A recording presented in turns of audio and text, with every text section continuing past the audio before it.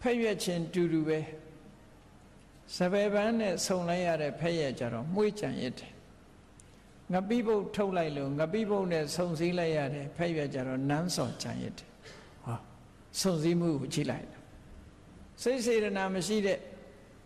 အရာဒီပင်လည်းမကောင်းတာနဲ့ဆုံရင်မကောင်းတာဖြစ်သွားတတ်တယ်ပေါ့ကောင်းတာနဲ့ဆုံမှကောင်းတာဖြစ်တယ်အေးဒါကြောင့်တာဟုဒသနမရိယာဏ